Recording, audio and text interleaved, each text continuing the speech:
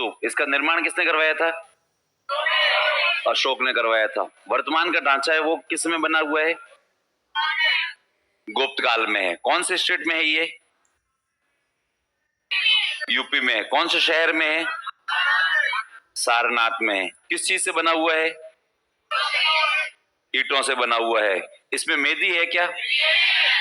मेदी का अभाव है। मेदी का क्या है? अभाव है। अच्छा, एक जो स्ट्रक्चर होता है उसमें ये जो प्लेटफॉर्म बनाते हैं नीचे, उसको कहते हैं मेदी। क्या कहते हैं उसको? मेदी। ये जो इसका मेन स्ट्रक्चर होता है वो, इसके ऊपर एक बॉक्स बना हुआ होता है उसको अर्मिका। इसमें एक ऐसी लकड़ी टाइप से बनी हुई यष्टि, इसके ऊपर इस प्रकार से वो होते हैं छत्र। वो क्या होते हैं? छत्र। ऊपर चढ़ने के लिए सीढ़ियां होती है, सोपान। चारों तरफ एक रेलिंग होती है,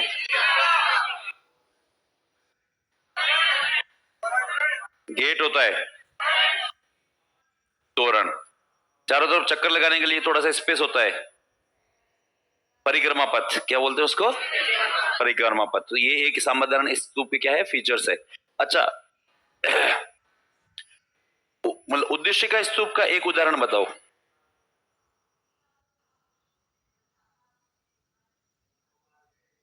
धमेक। कौन सा है? धमेक। शारीरिक स्तूप का एक उदाहरण रैलिक स्तूप का पिपरवा। और एक सांची। और कौन सा है? सांची। ठीक है, तो ये कुछ ऐसे एग्जाम्पल है। चलो इसी के साथ अपन लिखना आगे स्टार्ट करते हैं। लिखें आगे। हम लोगों ने कल जो हमारा ये टाइम पीरियड जो पूरा हुआ था, इंडिका के बारे में मतलब कौन कौन लिख के लेके आया? इतने सारे लिख के लेके आए हो। अच्छा, अर्थशास्त्र के बारे में जब भी इंडिका और अर्थशास्त्र के बारे में लिखो तो हमेशा ये रखें, ध्यान रखें, इसमें एक तो ये लिख रही है भौगोलिक स्थिति। क्या लिखनी है? भौगोलिक। उसके बाद में भारत की राजनीतिक, सामाजिक, आर्थिक और धार्मिक, प्लस अन्य बातें यदि कोई खास बात है तो। ये सारी चीजें में अपन एक एक दो दो लाइन लिखेंगे तो आपका जवाब क्या हो जाएगा? कंप्लीट हो जाएगा। बस अर्थशास्त्र में इतना ध्यान रखना है कि कुछ इतिहासकारों के अनुसार अर्थशास्त्र, मूल अर्थशास्त्र जरूर चाणक्य ने लिखा है, लेकिन वर्तमान का अर्थशास्त्र बहुत बाद में लिखा गया है, इसलिए इसमें बहुत सारी चीजें बाद में क्या की है? अन्य लेखकों ने ऐड की है। इसके भाग कितने हैं? पूरे 15 भाग है। चलो लो तो लिखे तो आगे देखिए। मौर्योत्तर काल हेडिंग डालें, post modern era, post modern period.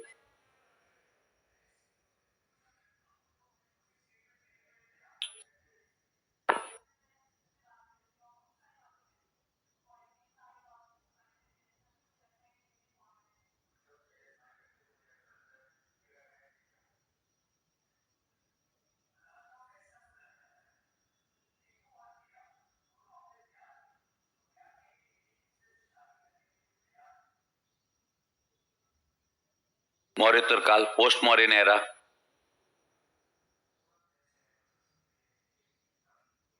अब मौर्योत्तर काल में क्या क्या पढ़ेंगे अपन तो लिखे हैं। सबसे पहले शुंग वंश, शुंग डायनास्टी। हाँ, मौर्योत्तर काल का टाइम पीरियड लिख लो, 185 बीसी से 319 एडी।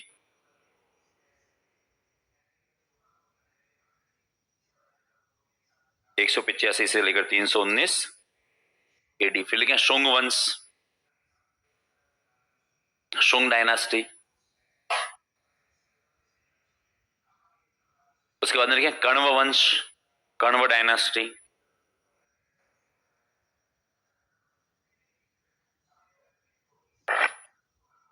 फिर लिखे सातवाहन वंश,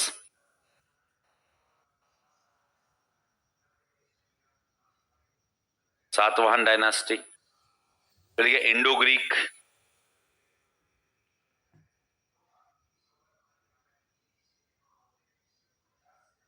शक, कुषाण,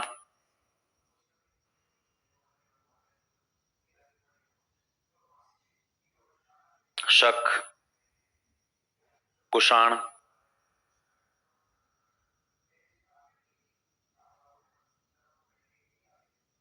कुषाण। और लिखें संगम काल, संगम एरा।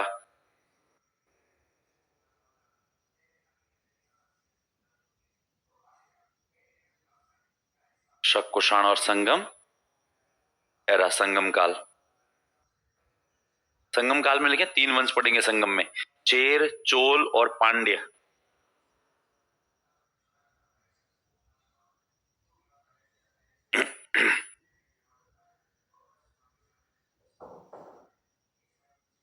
चेर, चोल और पांड्य।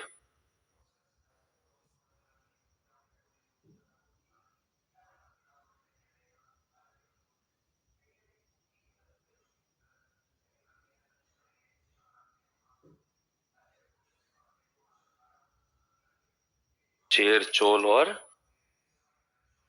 पांड्य, ये सारी चीजें पढ़ने वाले अपन। शुंग, कण्व, सातवाहन, इंडो ग्रीक, शक, कुषाण, संगम,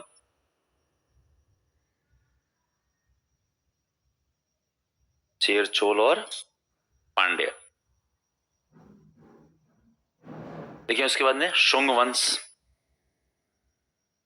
वन बाय वन सबको पढ़ेंगे।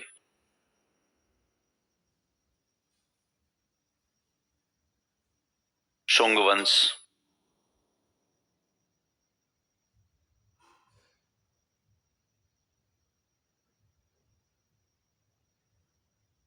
शुंग डायनास्टी।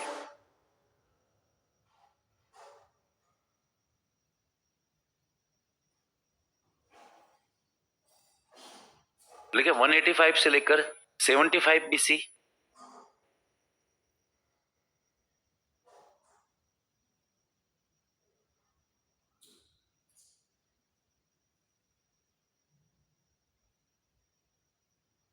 शुंग वंश 185 से लेकर 75 बीसी।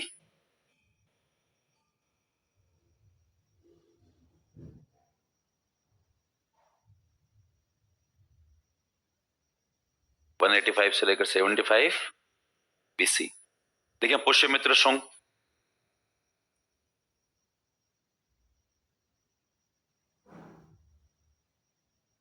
पुष्यमित्र शुंग,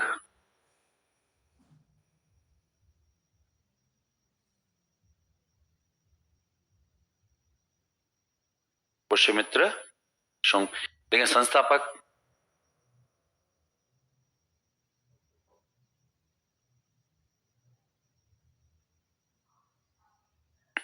पुष्यमित्र शुंग कौन है इसका संस्थापक?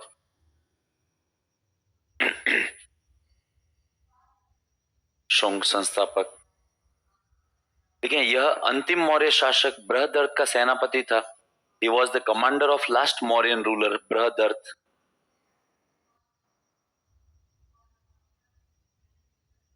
यह अंतिम मौर्य शासक बृहदर्थ का सेनापति था।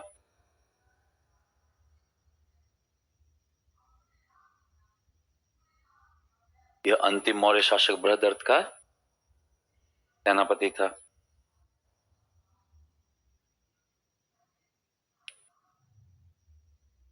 देखिए बौद्ध साहित्य में पुष्यमित्र शुंग को बौद्ध धर्म का दुश्मन बताया गया है।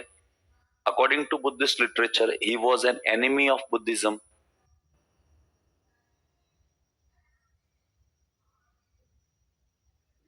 बौद्ध साहित्य में पुष्यमित्र शुंग को बौद्ध धर्म का दुश्मन बताया गया है।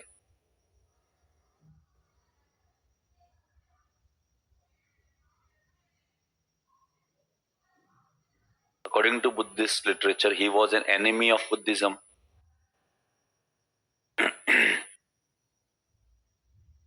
पुष्यमित्र शुंग को बौद्ध धर्म का दुश्मन बताया गया है।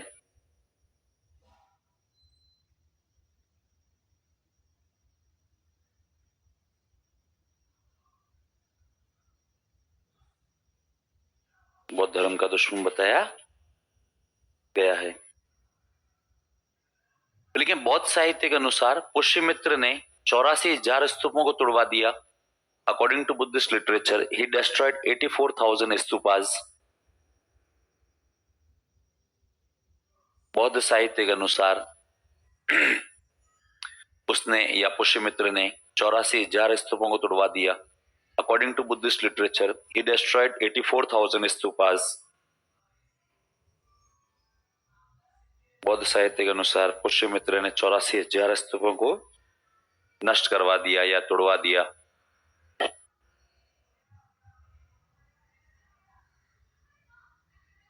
84,000 स्तूपों को तुड़वा दिया। लिखें जिनका निर्माण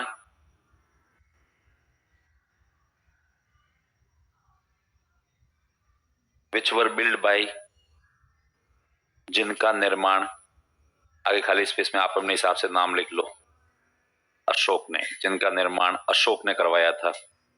विच वर बिल्ड बाय अशोक, जिनका निर्माण किसने करवाया था? अशोक ने करवाया था। जिनका निर्माण अशोक ने करवाया था।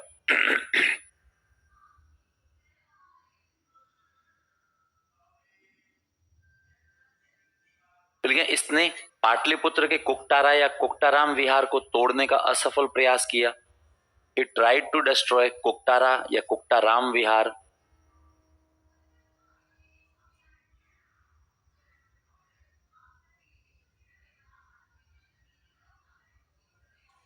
कुकटारा या कुकटाराम विहार को तोड़ने का असफल प्रयास किया। He tried to destroy कुकटारा या कुकटाराम विहार ऑफ पाटलिपुत्र बट फेल्ड। इसने पाटलिपुत्र के कुकटारा या कुकटाराम विहार को तोड़ने का असफल प्रयास किया।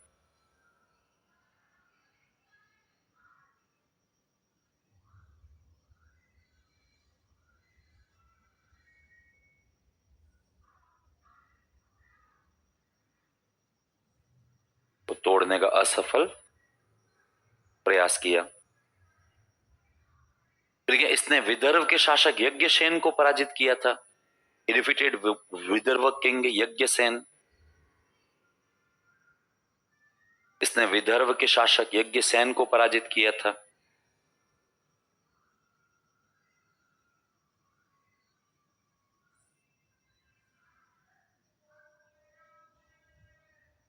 इस शासक यज्ञसेन को पराजित किया था।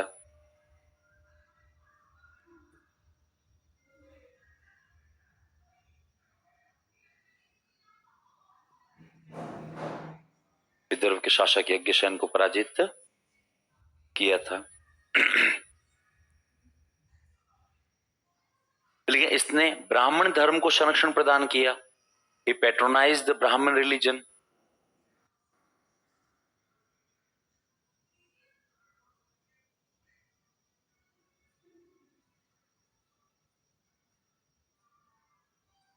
इसने ब्राह्मण धर्म को संरक्षण प्रदान किया था।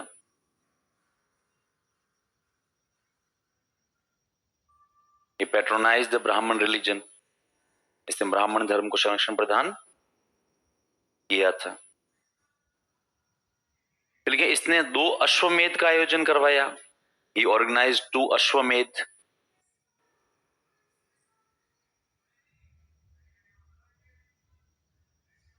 इसने 2 अश्वमेध का आयोजन करवाया। He organized 2 अश्वमेध।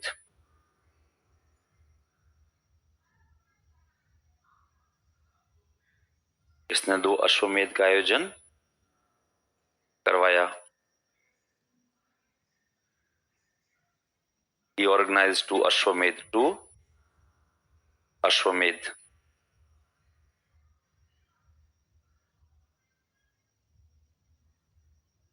देखिए अश्वमेध यज्ञों के पुरोहित या अश्वमेध के पुरोहित, सॉरी यज्ञ नहीं, अश्वमेध के पुरोहित पतंजलि थे। Patanjali was the priest of अश्वमेध।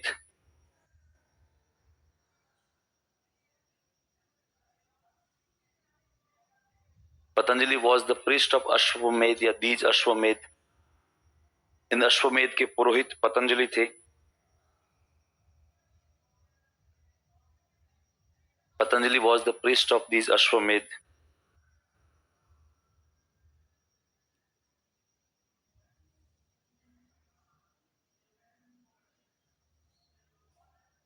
इन अश्वमेध के पुरोहित कौन थे?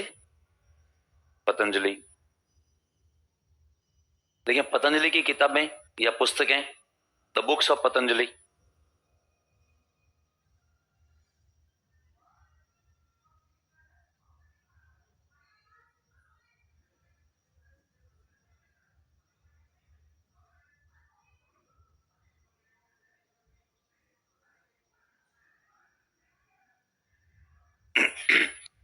योग दर्शन,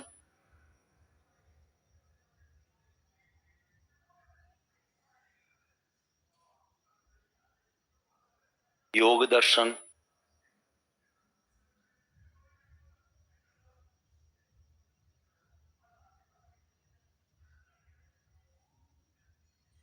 योग सूत्र,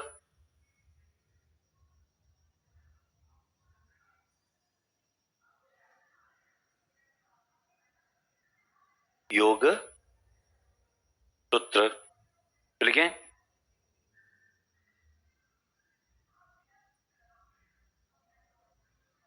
महाभाष्य,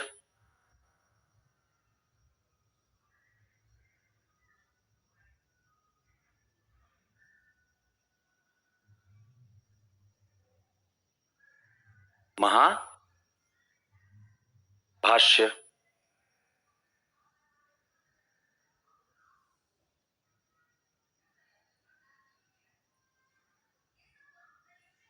देखिए पाणिनि के अष्टाध्यायी पर टीका है, based on Ashtadhyayi of Panini, या commentary on Ashtadhyayi of Panini, commentary on Ashtadhyayi of Panini, Panini के अष्टाध्यायी पर टीका है।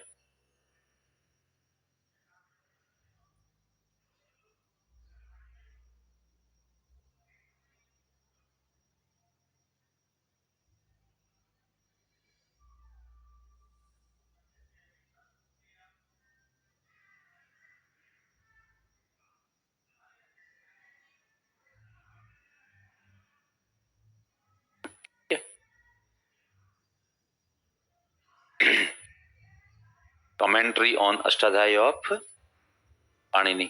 बल्कि अश्वमेध की जानकारी धनदेव के अयोध्या अभिलेख से भी मिलती है। इंफॉर्मेशन ऑफ अश्वमेध यज्ञ या इंफॉर्मेशन ऑफ अश्वमेध found from Ayodhya inscription of Dhandev. अश्वमेध की जानकारी धनदेव के अयोध्या अभिलेख से मिलती है। इंफॉर्मेशन ऑफ अश्वमेध found from Ayodhya inscription of Dhandev.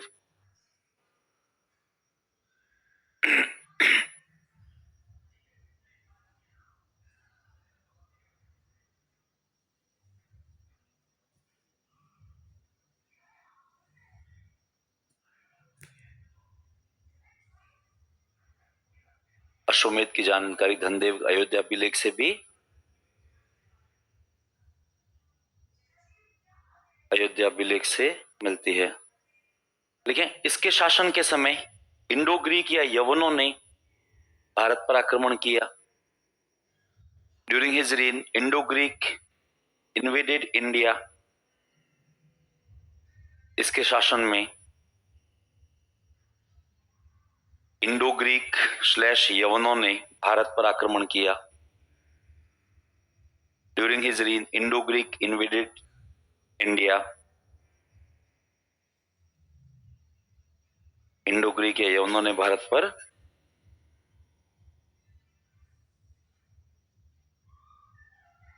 आक्रमण किया।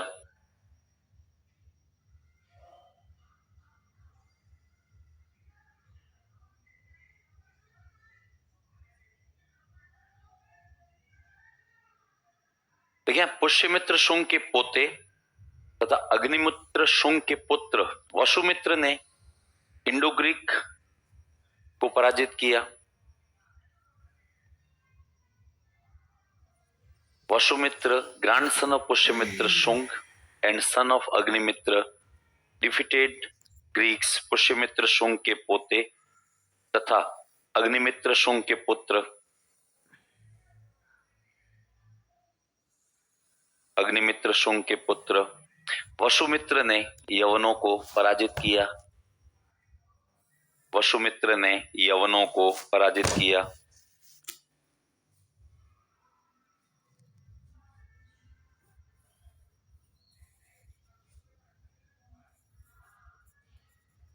यवनों को पराजित किया। Vasumitra, the grandson of Pushyamitra Shung and son of Agnimitra Shung, defeated Greeks. Defeated Greeks ने यवनों को पराजित किया। देखिए इन आक्रमणों की जानकारी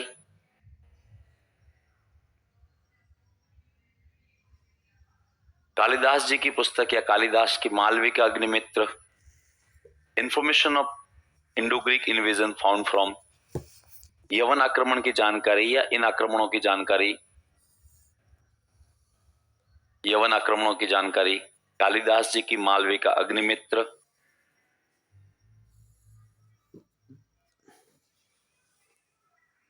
कालिदास जी की मालवी का अग्निमित्र,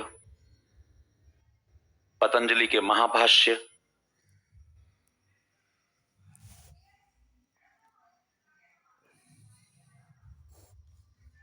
पतंजलि के महाभाष्य एवं गार्गी संहिता से मिलती है।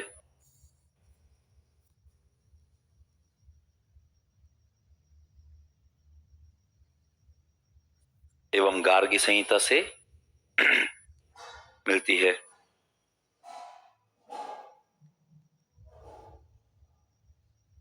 कालिदास जी की मालवी का अग्निमित्र, महाभाष्य एवं गार्गी संहिता से, थर्ड नंबर गार्गी संहिता से मिलती है।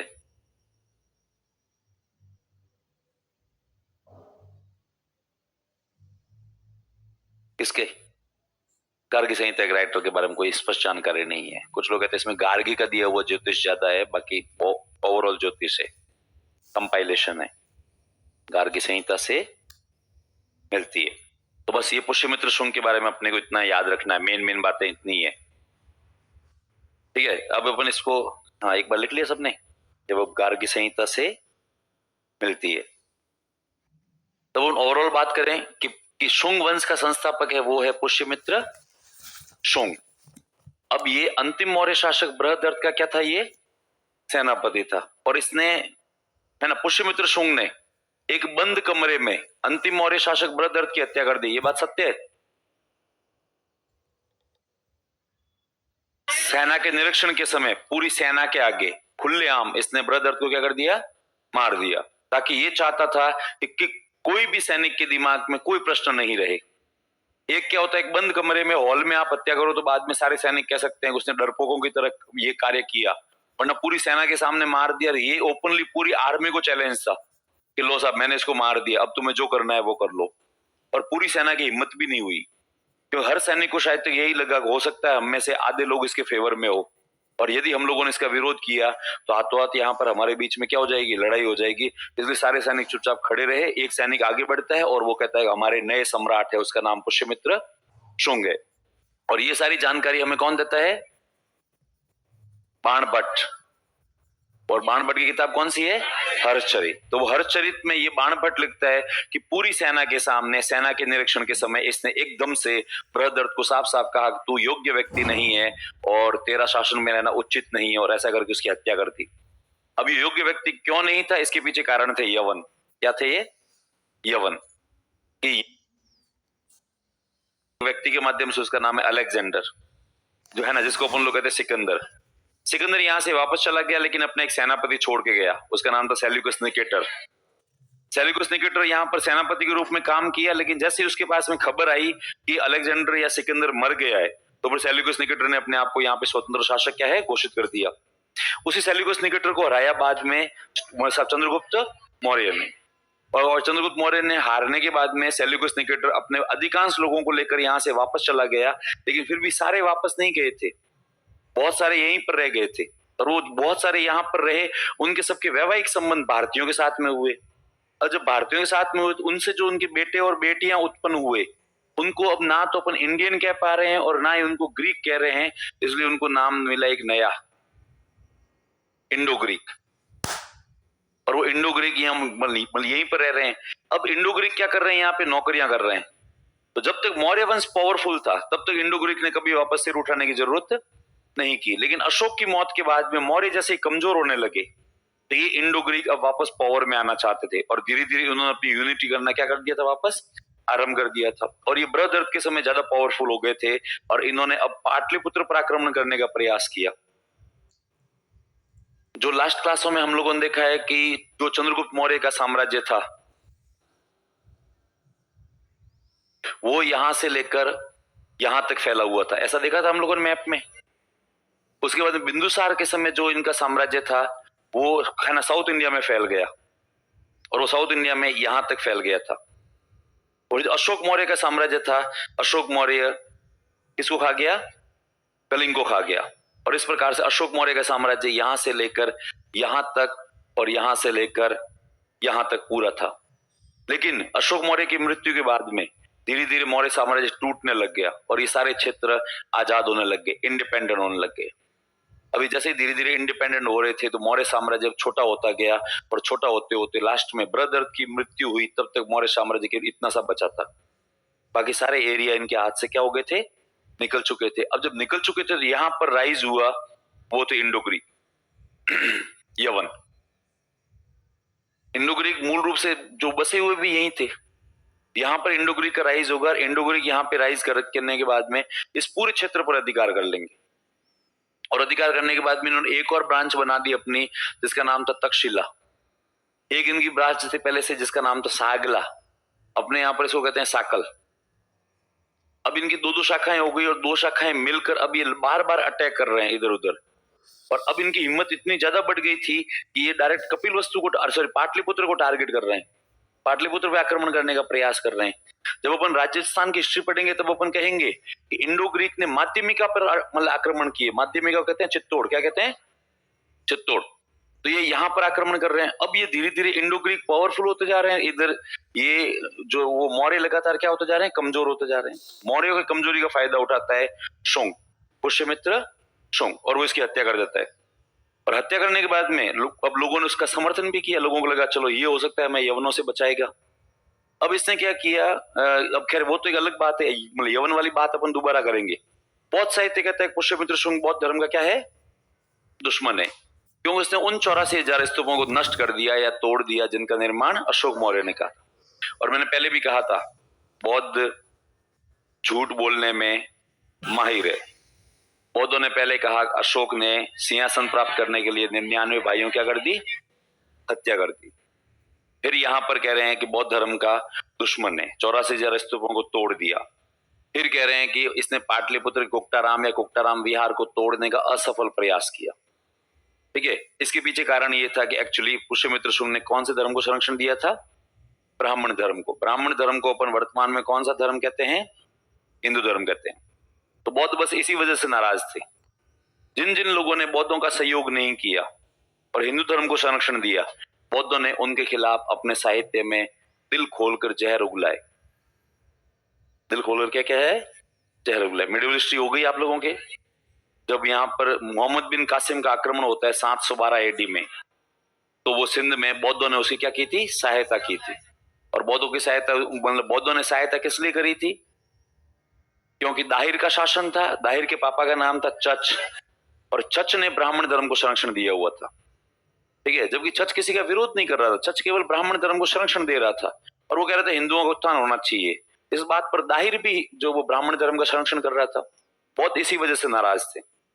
इसलिए जैसे ही मोहम्मद बिन कासिम आता है, बहुत भिक्षु उसके पास में पहुंच जाते हैं और कहते हैं साहब हम खुद तो लड़ना नहीं जानते पर हम इस पूरे एरिया के बारे में बहुत अच्छे से जानते हैं। दाहिर के पास में कितने किले हैं, कौन से किले में कितनी आर्मी है, कौन से किले का वीक पॉइंट क्या है, और वो हम आपको सब बता देंगे। इसलिए बौद्धों ने इस पूरे अभियान में मोहम्मद बिन कासिम की सहायता करी जासूसों के रूप में। उन्होंने हर किले की सीक्रेट इंफॉर्मेशन उन तक पहुंचा दी। कैसा ये किला खाली पड़ा है, इसमें कोई नहीं, 10-20 सैनिक है, आप तो आराम से अंदर घुसो और इसको जीत लो। तो ऐसे करते करते उन्होंने एक्चुअली सिंध पर अधिकार कर लिया। ठीक है, तो यहाँ पर भी बौद्ध ये लगातार झूठ बोल रहे हैं, वरना अपन कह रहे हैं पर ये बहुत भोले हैं। भोले इसलिए हैं कि इनसे जब हम कहते हैं कि भाई तुम ये कह रहे हो 84,000 स्तूपों को तोड़वा दिया, तो बौद्ध कहते हैं हाँ तोड़वा दिया। तब कहते हैं कौन कौन से? तब इन्होंने कहा कि धर्मराजी का स्तूप तोड़वा दिया हमारा। तब हम कहते हैं तुम्हारा धर्मराजी का स्तूप कहां पे? इन्होंने कहा 2 है, सारनाथ में और तक्षशिला में। फिर ये कह रहे हैं हमारा सांची स्तूप भी तोड़वा दिया। हमने कहा अच्छा। और फिर इन्होंने कहा कि हमारा जो है वो मेन स्तूप है, धमेक स्तूप है, उसको भी तोड़वा दिया था। तब अपन कहते हैं ये सारे स्तूप वर्तमान में भी है और बहुत अच्छी कंडीशन में है। धर्मराज जी का स्तूप, सारनाथ, तक्षशिला, सांची स्तूप, धम्मिक स्तूप सब वर्तमान में भी स्थित है और बहुत अच्छी कंडीशन में। तब बहुत कहते हैं हमें तुमसे बात ही नहीं करनी, तुम लोग बहुत झूठ बोलते हो। तो उन्होंने कहते हैं झूठ तो तुम लोग बोल रहे हो साफ साफ। एक तरफ तो कह रहे हो 84,000 स्तूपों को तुड़वा दिया और फिर खुद ही नाम बता रहे हो कि ये हमारे स्तूप थे और वो स्तूप सारे सारे वर्तमान में भी थे। फिर ये कहते हैं कि इन्होंने एक्चुअली कुक्टाराम या कुक्टाराम विहार को तोड़ने का असफल प्रयास किया। एक सम्राट के लिए असफल प्रयास क्या होता है? यदि गवर्नमेंट जो वो डिसाइड कर ले कि हमें ये घर तोड़ना है तो बीच में कोई आ सकता है क्या? कोई नहीं आ सकता, क्योंकि गवर्नमेंट के पास में या फिर सम्राट के पास में लाखों की सेना होती है और वो जब निर्णय लेती है तो उनका निर्णय क्या होता है? फाइनल होता है। इसलिए असफल प्रयास नाम की कोई चीज नहीं होती। इसका मतलब ये इसमें भी झूठ बोल रहे हैं। फिर इसने खैर विदर्भ के शासक यज्ञसेन को पराजित किया, ये एक बीच में एक ऐसे फैक्ट है। फिर इसने 2 अश्वमेध का आयोजन करवाया और इस अश्वमेध में सबसे इंपॉर्टेंट बात है कि इनके जो पुरोहित थे वो कौन थे? पतंजलि। किसके गुरु हैं ये? बाबा रामदेव। बाबा रामदेव के। बाबा रामदेव। बाबा रामदेव ने आप में से बहुत सारे लोग इसके इनके फैन होंगे, कुछ लोग उनको पसंद नहीं भी करते हैं। नहीं, अच्छा नहीं करते हो पसंद? क्यों? नाराजगी के पीछे कारण यूं ही है? बाबा होके पैसे कमा रहा है। बाबा होके क्या कमा रहा है? पैसे। आप लोग तो बाबा नहीं हो, आप कमा लो पैसे। जो भी बाबा की ये आलोचना करता है कि बाबा होके पैसे कमा रहा है तो उसको एक ही कहो, तू तो बाबा नहीं है ना, तू कमा ले। इसलिए इस आलोचना का कोई लॉजिक नहीं है। इस बात से किसी आदमी से नफरत करना मतलब ये दिमाग से सिद्ध करता है कि तुम दिमाग से कितने पंगु हो, दिमाग से कितने पैदल हो, दिमाग से कितने क्या हो? पैदल हो। तुम्हें केवल नफरत इस बात से एक आदमी साधारण घर में जन्म लेता है और वो पैसे कमा लेता है, इसी वजह से नाराजगी है कि इसने पैसे क्यों कमाए। और इस समाज में मतलब असंख्य लोग हैं जो खुद मतलब जीवन में सफल नहीं हो पाते हैं ना, तो वो फिर जो भी लोग सफल होते हैं उनकी आलोचनाएं करता रहता है किसी न किसी बात पे बैठा बैठा कि इसने ये बाबा है, इसने ये कर दिया, उसने ये कर दिया। अरे तो तुम भी कर लो। तो खुली दुनिया पड़ी है, इसमें फॉर्म भरने के लिए कोई डेट भी नहीं है, एग्जाम देने की भी कोई डेट नहीं है। जब चाहो तब इसमें एंटर हो, जब चाहो तब इसमें पैसे कमाओ और जब चाहो तब इसमें एग्जिट करो। ठीक है। इस आदमी ने खैर मैं ये कहता हूं कि भाई मुझे व्यक्तिगत रूप से इस आदमी में कोई ऐसी बुराई नहीं लगती, क्योंकि पैसे कमाना कोई गलत बात नहीं है। और सबसे मेन बात, प्राउड फील होना चाहिए। एक आदमी साधारण घर में जन्म लेता है, साधारण जगह पर संन्यास ग्रहण करता है और वो बाबा बनता है और योग को पॉपुलर करता है। ठीक है। इन्होंने 2 काम अच्छे किए। एक तो पहला काम कि पतंजलि का नाम सही लेना सिखा दिया लोगों को, वरना पहले सब लोग इनको पंतजलि बोलते थे। आप लोगों ने शायद तक जब से सुना तब तक पतंजलि सही उच्चारण ही सुना होगा, वरना पहले के जमाने में सब इनको पंतजलि बोलते थे। एक तो उन्होंने पतंजलि नाम सही सिखा दिया, एक लोगों को योग करना सिखा दिया। मैं ये नहीं कहता कि योग गुरु के रूप में बहुत ही अच्छे गुरु है। असंख्य भारत में लोग हैं जो योग गुरु के मामले में इनसे अच्छे हैं, इनसे बहुत ज्यादा श्रेष्ठ है। ठीक है। लेकिन ये कोई इतने अच्छे योग गुरु भी नहीं है। लेकिन इन्होंने लोगों को योग से प्रेम करना सिखाया। बाकी वाले योग गुरु जितने भी है ना, वो योग के लिए लोगों को डराते बहुत ज्यादा है। वो जब आपको योग क्लास में बुलाएंगे और 2 घंटे की क्लास है, योग क्लास है, तो उसमें 1.5 घंटे केवल डराएंगे कि देखो योग के फायदे तो ये है, फायदे बता दिए 2-5 मिनट में, फिर पर योग सही तरीके से करना। यदि तुम लोगों ने सही तरीके से योग नहीं किया तो उसके नुकसान बहुत भारी है। और ऐसे करके इतने ज्यादा नुकसान दिखाते थे कि अपने जैसे स्टूडेंट जो योग क्लास में जाते थे वो सुन सुन के इतने डर जाया करते थे, उनको लगता है रहने दे यार, जब इतने ही नुकसान है तो फिर करने से क्या मतलब, क्या पता कहीं कहीं गलती हो ही जाएगी। क्यों हर बात पे कहते थे ये गलती हो गई तो उसका नुकसान ये है, ये गलती हो गई तो उसका नुकसान ये है। और हर बात पे कहते थे तुम्हें अच्छे योग गुरु के निर्देशन में, मतलब हमारे निर्देशन में ही योग करना पड़ेगा। हमसे अलग योग करने का प्रयास किया तुम देखना तुम्हारे नुकसान ही नुकसान हो जाएंगे। तो लोगों के मन में योग के प्रति डर बैठ जाया करता था और ये लोग योग करने से क्या है, डरते थे, कतराते थे हर किसी को। जैसे मतलब पहले के जमाने में बहुत सारे टीचर भी यही थे, वो आईएएस आरएस के नाम पे, एसआई के नाम पे बच्चों को डराते थे। देख बेटा, आईएएस बनना कोई बस की बात नहीं है। इसमें यदि नकारात्मक बातें करने जाओ तो नकारात्मक बातें खूब है, इतने इंटेलिजेंट लोग आते हैं इसमें, इतने मेरिटोरियस लोग आते हैं, इतने लाख लोग फॉर्म भरते हैं, उसमें से केवल वो बनता है। यदि तुमने करंट नहीं पढ़ा तो तेरा सिलेक्शन नहीं होगा, यदि तुमने ये नहीं पढ़ा तेरा सिलेक्शन नहीं होगा, इकोलॉजी एनवायरनमेंट तुम्हारी वीक है, तुम्हारा परसेंटेज, तुम्हारा सिलेक्शन नहीं होगा। 10th में तेरे क्या परसेंटेज है? कोई कह रहा सर मेरे मतलब 58। अरे बेटे यहाँ यार 91 वालों के सिलेक्शन नहीं हो रहे हैं, और तो ये 51 वाला कहां से आ गया यहाँ पे? पर फिर भी मैं तेरा सिलेक्शन करवा दूंगा एक शर्त पर कि तू मुझसे ही कोचिंग ले, ठीक है? तो उसमें इतने ज्यादा नकारात्मक पक्ष दिखाते थे कि आदमी खुद को ही लगता था रहने दे यार, पटवारी की भर्ती आई हुई है, अपन किसकी भर्ती कर देते हैं? पटवारी की, ठीक है? और फिर कुछ टीचर होते हैं वो कहते हैं ऐसा कोई जरूरी नहीं, कोचिंग करो तो ठीक है, वरना सेल्फ स्टडी से भी सिलेक्शन होते हैं, और सेल्फ स्टडी करो तो भी तुम्हारा सिलेक्शन होता है। और तुम्हारे 10th 12th में कितनी बार फेल हो रखे हो, पास हो रखे हो, कितने परसेंटेज है, उससे कोई मायने नहीं रखता। ईमानदारी से अपना 1 साल दे दो, आपका सिलेक्शन कहीं ना कहीं पक्का हो जाएगा, और ये सत्य है। तो बाबा रामदेव ने भी बस यही किया। बाबा रामदेव ने लोगों को योग के प्रति डराया नहीं। इन्होंने 2 ही बातें कही। इनके आप कभी पुराने देखना, जब इन्होंने नए नए अपना काम स्टार्ट किया था तो योग कैंप लगाया करते थे हर शहर में जा जाके, ठीक है? अब तो इनके पास इतने पैसे हैं और इनके पास टाइम भी नहीं है योग कैंप लगाने के लिए, लेकिन अब जब वो योग कैंप लगाते थे तब ये 2 ही बातें उनकी अब पुरानी रिकॉर्डिंग देखना, ये कहते थे कि योग करने के लिए बस 2 चीजें आवश्यक है। पेट कम से कम आपको खुद को एक तो फील होना चाहिए कि मेरा पेट खाली है, और कम से कम 7-8 घंटे का उपवास आपका होना चाहिए कि आपने जो लास्ट मील, आपका लास्ट खाना है वो कब खाया था? आपने 7-8 घंटे पहले खाया था, और उसके बाद में आपको यदि फील हो रहा है कि मेरा पेट खाली है, वैसे आपने 6 घंटे पहले भी खाया है और आपको फील हो रहा है कि हाँ पेट खाली है, तो कई बार अपन कुछ भी खा लेते हैं तो भी खाली वाली फीलिंग आती है, और कई बार एक आध रोटी खाते हैं तो भी भरी भरी से क्या आती है?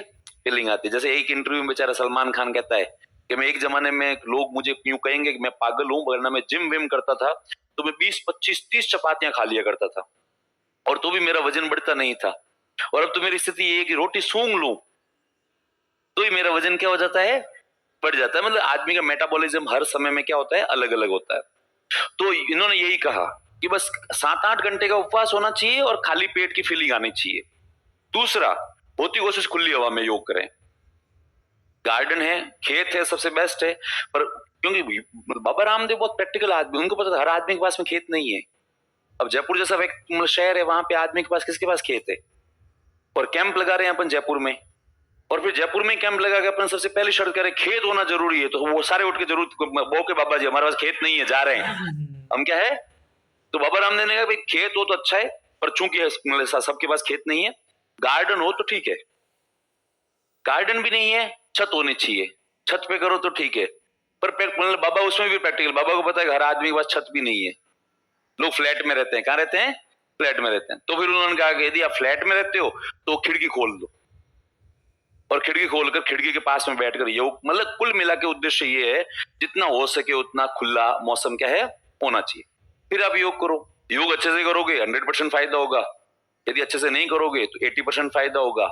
योग करते समय बहुत सारी गलतियां करोगे तो 50% फायदा होगा, और बिल्कुल मूर्खों की तरह योग करोगे तो भी फायदा ही होगा, नुकसान तो कुछ ही नहीं होगा। नुकसान नहीं है, हाँ ठीक है, फायदा 10% 20% ही होगा, लेकिन होगा। फिर उन्होंने छोटी छोटी निंजा टेक्निक बताई, टिकटॉक या फिर इंस्टाग्राम वाली टेक्निक इन्होंने दिखाई कि कोई बहुत लंबी कोई लंबा चौड़ा योग नहीं है। उन्होंने कौन सा? तो अनुलोम विलोम कर दो। अनुलोम विलोम सिखाने में 10 सेकंड लगते हैं कि नाक बंद करो, हवा छोड़ो, खींचो, इस साइड से क्या है? छोड़ो और खींचो, और बस ये कर लो। और उन्होंने यही कहा ये आप कभी भी कर सकते हो, ऑफिस में काम करते करते यदि आपको लगे मुझे थकान हो रही है, बीच में 5 मिनट क्या कर लिया? अनुलोम विलोम कर लिया। तो लोगों को ये टेक्निक बहुत अच्छी लगी, और लोगों ने धीरे धीरे मतलब अपने अपने एक्सपीरियंस शेयर किए, नहीं यार अच्छा फील होता है अनुलोम विलोम। फिर उन्होंने कहा सुबह स्नान करके 1 मिनट के लिए भस्त्रिका कर दो। भस्त्रिका मतलब सांसों को जोर से खींचना और छोड़ना, तो वो कर लो। फिर उन्होंने कहा बस में, ट्रेन में, कार में यदि आप ट्रेवल कर रहे हो और आपके पास टाइम है तो ऐसी ऐसी टेक्निक दिखाई जिनमें उन्होंने कहा भाई मुझे ये तो नहीं पता फायदा होगा या नहीं होगा, लेकिन नुकसान कुछ नहीं होगा। तो सब कैसे? बाल झड़ रहे हैं, बाल सफेद आ रहे हैं, बालों से संबंधित कोई समस्या है, नाखून घिसो, ठीक है? और उनका फायदा नुकसान देखा जाएगा, किसी की ज्यादा होगा किसी कम होगा, पर नुकसान तो कुछ नहीं होगा। क्या है नाखूनों में? डेड प्रोटीन सेल्स है, ठीक है? घिसने से उनमें एनर्जी जनरेट होगी, और पीछे वाली जो प्रोटीन सेल्स है वो एक्टिव होगी। अब उनमें से कई लोगों ने किया का फायदा नहीं हो रहा है, कई कह रहे हैं फायदा हो रहा है। सबके अलग अलग थे, तो उन्होंने तो योग को बहुत पॉपुलर किया, इतना ज्यादा योग को पॉपुलर किया पूरा भारत योग करने लग गया। उससे पहले भारतवर्ष के अंदर जितने भी योग टीचर थे वो जब योग कैंप लगाते थे तो उसमें लोग आते 10, 15, 20, और वो भी 60, 65, 70 साल के डोकरे, जिनके पास में खोने के लिए कुछ भी बचा नहीं था, जिनको लगता था कि ले अब कर भी लेंगे और फायदा नहीं और नुकसान हो भी जाएगा, ज्यादा ज्यादा क्या करेंगे, मर जाएंगे। लेकिन इन्होंने जो टेक्निक बताई ना, ये ऐसी छोटी छोटी निंजा टेक्निक थी, क्योंकि वर्तमान में 20-25 साल का लड़का या 20 मतलब ये समस्याएं देख रहा है कि बाल उड़ रहे हैं, बाल गिर रहे हैं, ठीक है, बाल सफेद हो रहे हैं, तो वो सारे बैठ के नाखून घिसने लग गए। आज से 10-12 साल पहले आप मानो, अब तो लोग भूल चुके हैं इसको वापस, वरना बसों में, ट्रेनों में, ऑफिसों में हर कोई आदमी बैठा बैठा क्या घिस रहा है, नाखून। और इसके लिए ऐसा कोई ड्यूरेशन भी नहीं था कि भाई को 5 मिनट ही घिसने, 10 सेकंड का टाइम है, 10 सेकंड घिस ली, फिर हाँ सर क्या बोला था, एक बार लिख लिया, फिर वापस 2 सेकंड क्या कर लिए, घिस लिए।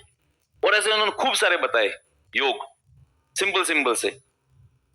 इन्होंने कहा यार योग के लिए कोई ऐसा कोई ट्रेनिंग व्रेनिंग की जरूरत ही नहीं, खाली बैठे हो आप, पैर को यूं यूं यूं यूं घुमाओ तो आपके डायबिटीज में फायदा होगा। तो भारतीय डायबिटीज ऐसे पैर भी क्या कर रहे थे, घुमा रहे थे।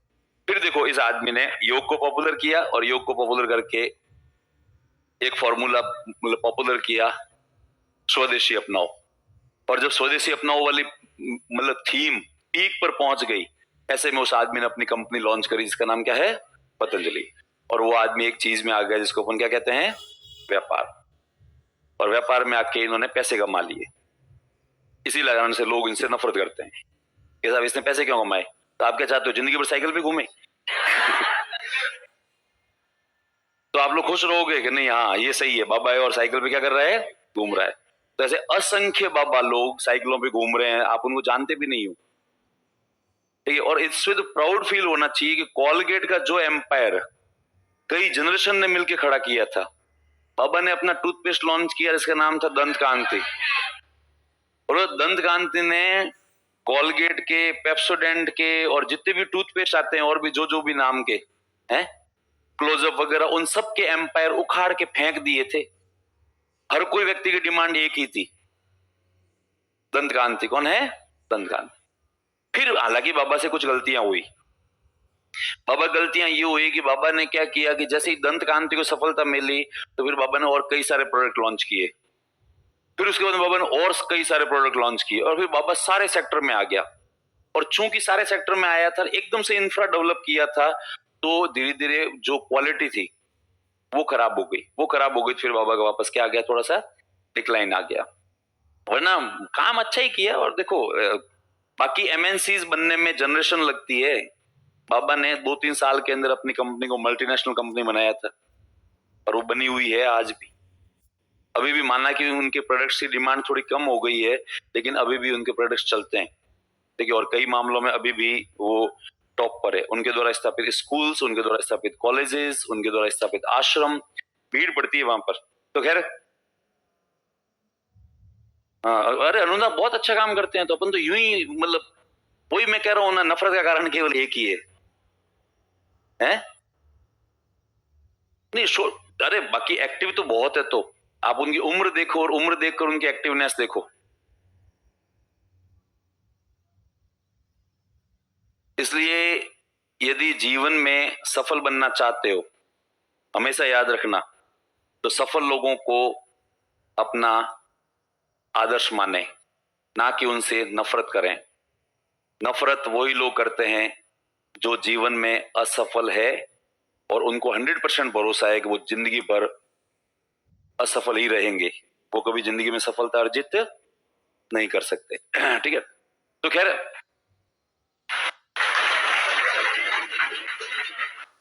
क्या बात है, मतलब सभी लोग सफल हो। ठीक है, तो ये इनके काम है।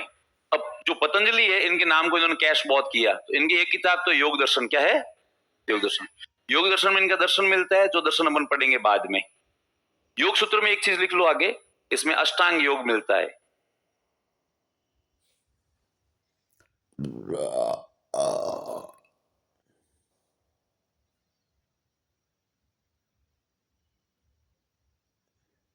क्या मिलता है इसमें, अष्टांग योग।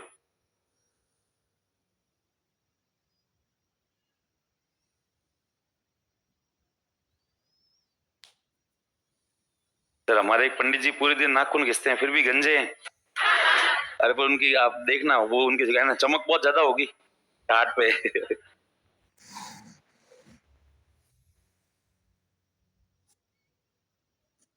नहीं तो बाबा रामदेव ने ऐसा कोई क्लेम नहीं किया कि वाकई में इससे बालों संबंधित समस्याएं क्या हो जाएगी, समाप्त हो जाएगी, पर उन्होंने कहा कि इससे नुकसान तो कुछ नहीं होगा, कम से कम एक्सरसाइज ही है। क्या है?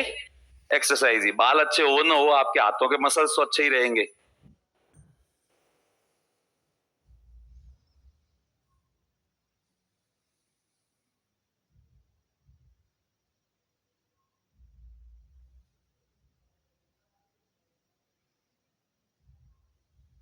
हाँ तो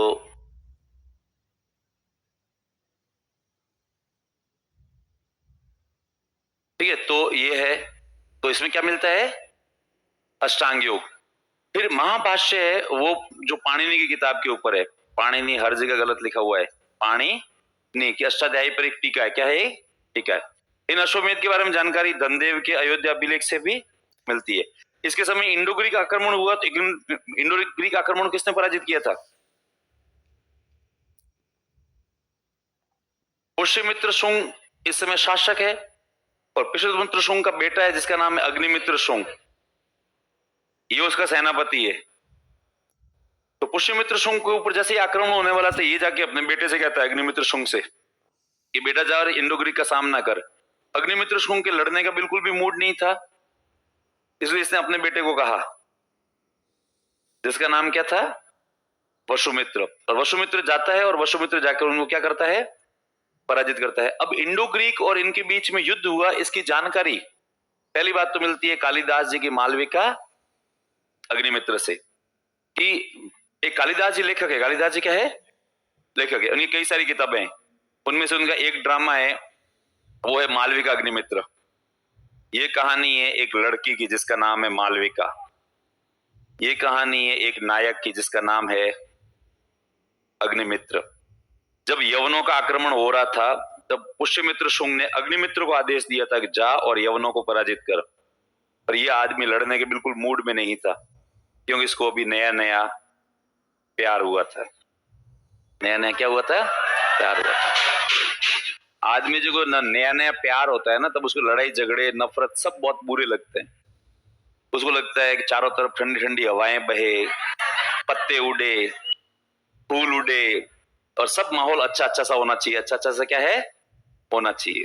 जबकि अग्निमित्र मूल रूप से एक सेना नायक था, लेकिन फिर भी अग्निमित्र के लड़ने का मूड नहीं था, इसलिए अग्निमित्र अपने बेटे को बुलाता है वसुमित्र शुंग से और कहता है तू ये काम करेगा क्या? यवनों को हरा देगा। ये जाता है, लड़ता है और लड़कर वापस आता है जीत कर, और ये जैसे ही आके बैठता है, तब इसके दोस्त इससे कहते हैं और भाई, तब मतलब वसुमित्र कहता है ठीक है। तब वसुमित्र के दोस्त कहते हैं कि यार एक बात बताएं, तू मैं ना बुरा नहीं माने तो वसुमित्र कहता है हाँ बताओ इसमें क्या है, तो तू प्लीज बुरा नहीं मानेगा। तो उसने कहा हाँ हाँ बताओ क्या है, कि जो तेरी उम्र है वो प्यार करने की है। उसने कहा हाँ वो तो है, पर क्या तू तो कर नहीं रहा है, पर तेरे पापा कर रहे हैं। तो वसुमित्र कहता है तुम्हारा दिमाग खराब हो गया है क्या? तब उसके दोस्त कहते हैं देख हमने तेरे से पहले ही कहा था कि बुरा मत मानना। तब उसने कहा हाँ चलो ठीक है बुरा नहीं मानूंगा, पर तुम यार मेरे पापा के बारे में ऐसे कैसे बात कर सकते हो? तब उन्होंने कहा देख हम भी श्योर तो नहीं है, पर हमने भी सुना है कि तेरे पापा आजकल प्यार व्यार में पड़े हुए हैं, इसलिए तेरे पापा किसी आदमी को तलवार के साथ देखते हैं तो कहते तलवार का त्याग कर दो, है ना, तलवारें छोड़ दो, युद्ध छोड़ दो, सब कुछ छोड़ दो। ये जिंदगी केवल एक चीज के लिए बनी है, प्यार करने के लिए। लो, ये वो निकम्मे वो खुश हो रहे हैं जिनको कोई भाव नहीं दे रहा है क्या?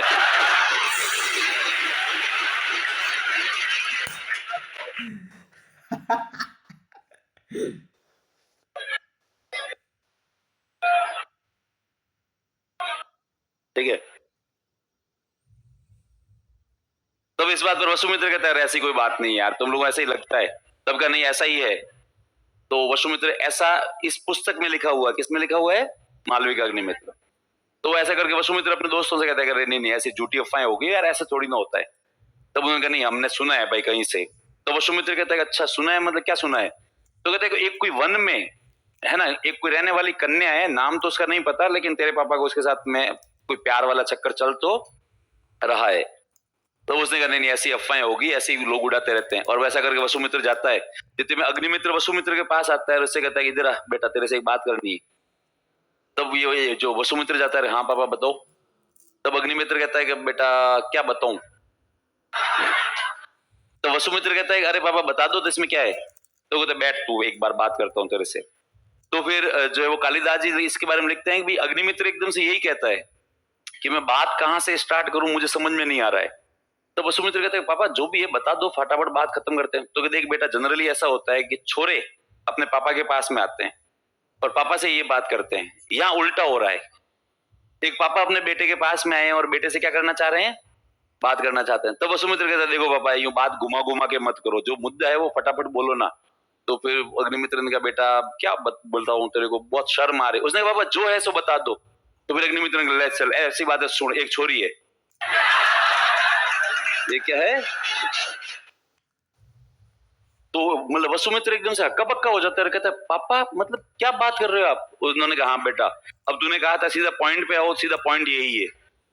एक क्या है, छोरी, एक लड़की है उसका नाम मालविका है और मैं उससे विवाह करना चाहता हूं। तो फिर वसुमित्र थोड़ी देर सोचता है, कहता है कि पापा मतलब हद है, आप मेरे सामने ये बात कर रहे हो, मतलब मेरी माँ के लिए सौतन लेने आप लाने की तैयारी कर रहे हो, मुझसे ही पूछ रहे हो। तब अग्निमित्र कहता है वही तो, तेरी माँ तो इस बात से नाराज ही है। तब वसुमित्र कहता है मतलब मम्मी को पता है इसके बारे में। उसने हाँ पता है। तो कहता है अच्छा चलो ठीक है, वैसे तो ये है तो गलत, पर अब जब आप शादी करना ही चाहते हो तो फिर कर लो, पर तो उसमें समस्या क्या आ रही है। तब अग्निमित्र कहता है समस्या ये आ रही है कि वो एक्चुअली एक वन में रहने वाली साधारण कन्या है और नियम ये कहता है कि राज परिवार का कोई भी सदस्य शादी केवल किसमें कर सकता है, राज परिवार में कर सकता है, और वो एक किसान की बेटी है, इसलिए समस्या आ रही है। तो वो कहता है वो सब तो ठीक है, पर आपकी मुलाकात कैसे हुई उससे। उसने कहा मुलाकात तो मैं एक दिन घूमने गया था। अच्छा शिकार पे गया था। तो कहते मैं घूमने गया था, रास्ता भटक गया और मैं जंगल में काफी देर तक घूमता रहा और मुझे रास्ता वापस मिल नहीं रहा था, तभी मेरी मुलाकात उससे हुई। उसने मुझे बाहर निकलने का रास्ता बताया था, तो मैं वहां से वापस उसके कहे हुए रास्ते पे चला, लेकिन मैं रास्ता वापस भटक गया और मैं घूम घाम के थोड़ी देर में वापस वहीं पहुंच गया जहां से मैंने यात्रा आरंभ की थी। तो वो लड़की मेरे साथ में जंगल के बाहर तक आई और फिर मुझे कहा कि देख अब जंगल खत्म हो गया है, ये सीधा रास्ता जो है नगर की तरफ जाता है, चुपचाप जाना, अब वापस दोबारा रास्ता भटकना मत।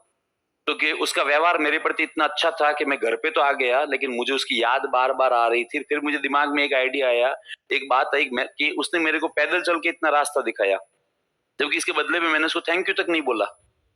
तो कम से कम थैंक यू तो बनता है। इसलिए मैं नेक्स्ट डे वापस क्यों गया था, थैंक यू बोलने के लिए। और मैं गया और मेरी वापस उससे मुलाकात होती है तो मैंने उसको केवल इतना ही कहा कि मैं केवल थैंक यू बोलने आया हूँ। तो उसने कहा चल ठीक है, अब बोल दिया थैंक यू, अब जा। तो फिर उसने कहा कि मैं फिर वापस वहां से निकला, वापस रास्ता भटक गया।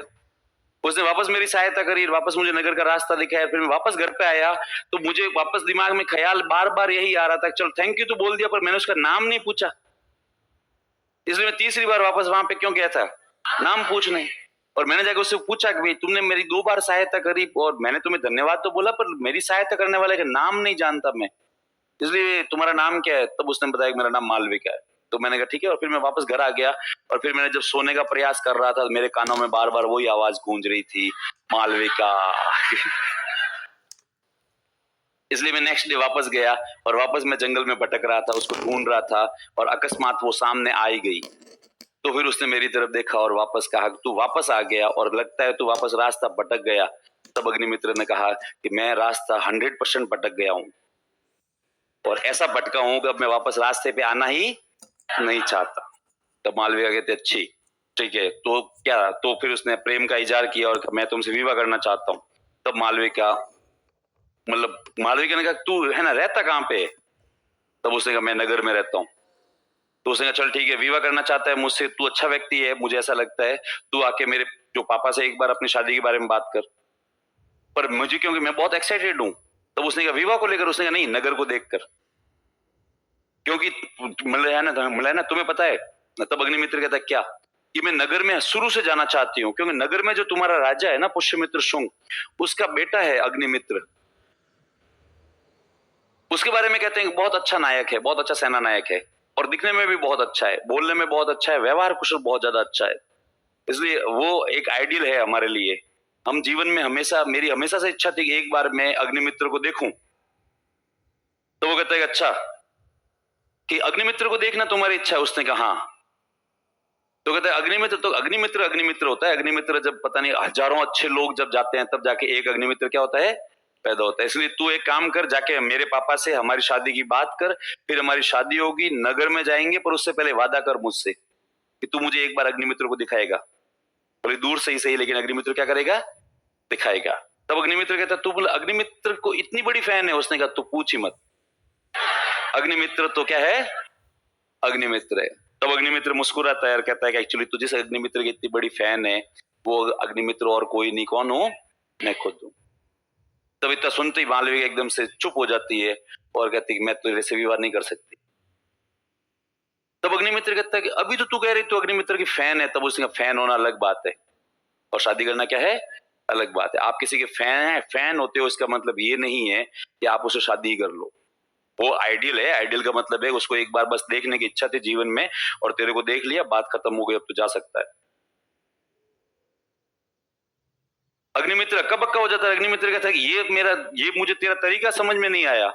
उसने कहा हाँ, मैंने जो तूने सत्य सुना कि मैं अग्निमित्र की बहुत बड़ी फैन हूं, लेकिन मुझे इतना पता है कि अग्निमित्र की शादी हो रखी है ऑलरेडी पहले से, और मैं किसी भी आदमी की सेकंड वाइफ बनना कभी भी पसंद नहीं करूंगी। मेरा पति भले एक मजदूर होगा, किसान होगा, गरीब होगा, लेकिन वो केवल मेरा पति होगा। इसलिए मैं किसी की सेकंड वाइफ बनना कभी पसंद नहीं करूंगी, इसलिए तू जा सकता है। तो अग्निमित्र वहां से निराश होकर आता है और फिर वो आके उसको बहुत बुरा बुरा सा लगता है। फिर अग्निमित्र अपनी पत्नी के पास में जाता है, अपनी पत्नी से कहता है कि ऐसे एक लड़की है, उससे मैं शादी करना चाहता हूँ, लेकिन वो पहले मेरे से शादी करने के लिए तैयार थी, लेकिन जैसे ही पता लगा कि मैं राजकुमार हूँ, मैं अग्निमित्र हूँ, उसने मेरे से जो वो शादी करने से क्या कर दिया है, मना कर दिया। तो आज मुझे पहली बार अफसोस हो रहा है कि मैं राजकुमार क्यों, यदि मैं साधारण व्यक्ति होता तो क्या होता, ज्यादा बेहतर होता। तब उसकी पत्नी कहती है चलो ठीक है देखते हैं। उसके बाद उसका जब वो बेटा भी कहता है पापा आपको इस तरीके से दुखी देख नहीं सकते, सेकंड मम्मी लाएंगे, क्यों मतलब आप क्यों चिंता कर रहे हो, सेकंड मम्मी क्या है, लाएंगे।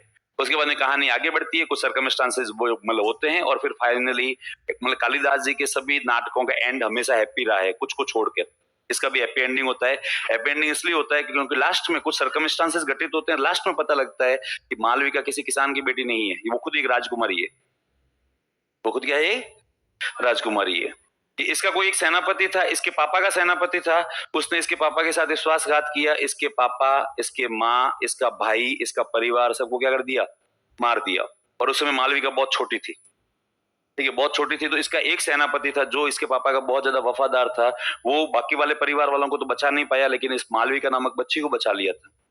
और वो उसको बच्ची को लेकर भाग जाता है और वो सेनापति उसको ढूंढता है, उस सेनापति को और प्लस उस बच्ची को, दोनों को। और वो ढूंढता ढूंढता कहीं खेत में जाता है और वो वहां पर छुप कर बैठा होता है। तभी वहां पर एक किसान आता है, किसान से बातचीत होती है। तो वो एकदम से किसान कहता है कि यार तेरे को देखकर लग रहा है तू सैनिक है। तब उसने कहा हाँ मैं सैनिक हूँ। तब उसने कहा तेरे को मार देना चाहिए। तो वो एकदम सेनापति कहता तू मेरा दुश्मन क्यों है यार, तू एक किसान है, मैं एक सैनिक हूँ, तू मेरा दुश्मन क्यों है? तो मैंने सुना है कि सेना ने विद्रोह कर लिया और सेना ने हमारे राजा की हत्या कर दी और राजा के पूरे परिवार को ही मार दिया, इसलिए हम लोगों में बहुत भयंकर गुस्सा है उस सेनापति के प्रति और उसके जो भी लोग हैं उनके प्रति। और चूंकि तू भी उनका मेंबर है, इसलिए हमारी इच्छा है कि हम तुझे भी क्या कर दें, मार दे। तब वो सैनिक कहता है मतलब तुम लोगों की सिंपैथी जो वो राजा के परिवार के प्रति है? तो वो किसान कहता है बिल्कुल उसके प्रति हमारी सिंपैथी, हमारा जो नया अभी जिसने अपने आप को राजा घोषित किया है उसके प्रति हमारी कोई सिंपैथी नहीं है, हम उसके परिवार के प्रति है। पर क्या करें, उसका पूरा परिवार ही नष्ट कर दिया, हमने ऐसा सुना है।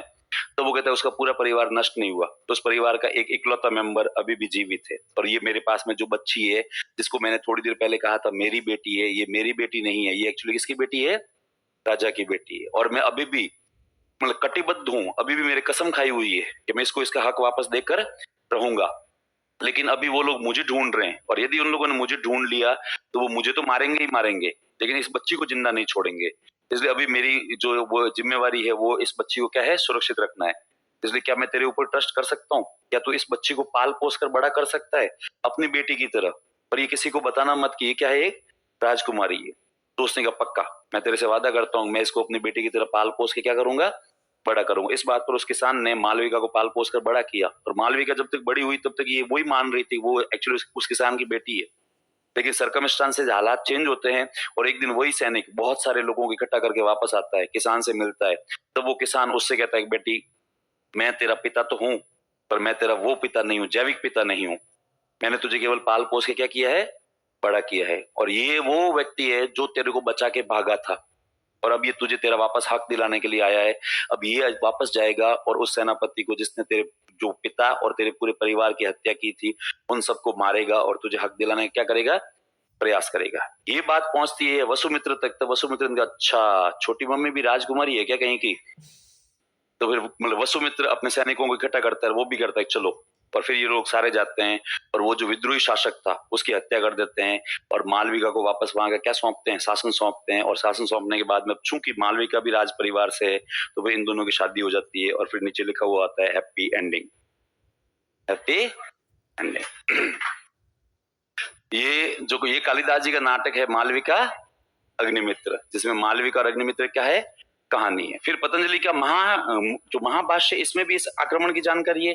गार्गी संहिता में इसके बारे में भी क्या है, जानकारी है। गार्गी संहिता की विषय वस्तु लिख लिया आप लोगों ने, ज्योतिष है। क्या है इसकी विषय वस्तु, ज्योतिष है। कालिदास जी की बहुत सारी किताबें हैं, उनमें अपन सारे जो नाटक के ऊपर बात करेंगे। तो मूर्खों के मूर्ख महामूर्ख 1008 श्री श्री कालिदास जी है। ऐसा क्यों कहते हैं? अभिज्ञान शाकुंतलम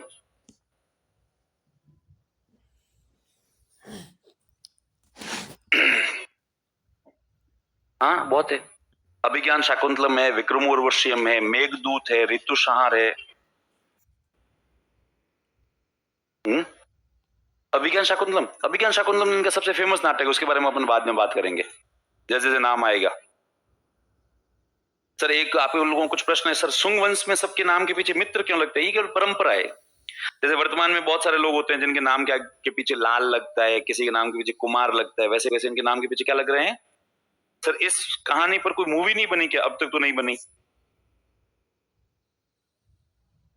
अभिज्ञान शाकुंतलम पर बनी हुई है, उसका अपन ट्रेलर भी देखेंगे, ठीक है। फिर आप में से किसी का प्रश्न है क्लास से, खिलजी क्रांति की शुरुआत किस सुल्तान की हत्या से हुई थी? किससे हुई थी? क्यूमर्स की हत्या से।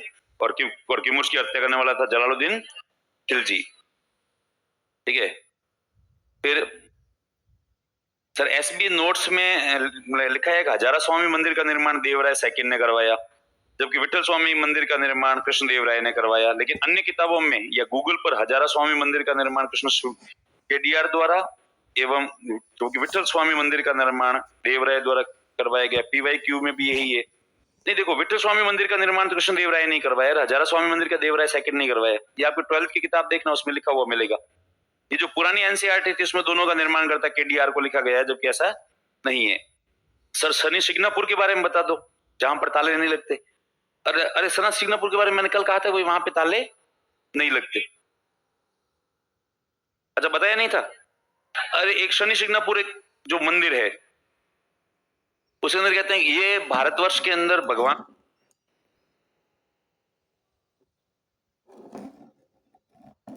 शनि देव का सबसे प्रसिद्ध मंदिर है। क्या हो गया?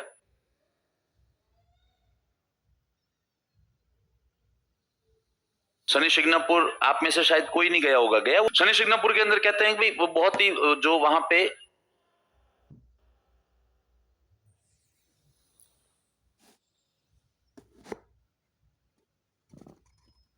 शनि शिग्नापुर ये है, ठीक है। ये भारत में है ना, भगवान शनि देव का सबसे प्रसिद्ध मंदिर है। ये यहाँ पर एक पत्थर है, इसको ही शनि देव का प्रतीक माना गया है। इसकी यहाँ पे क्या होती है, पूजा होती है।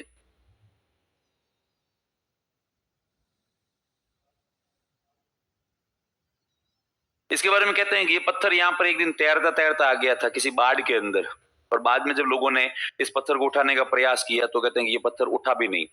तो बाद में कुछ लोगों ने बड़े बड़े लोहे के सरिये लाकर इसको खिसकाने का प्रयास किया।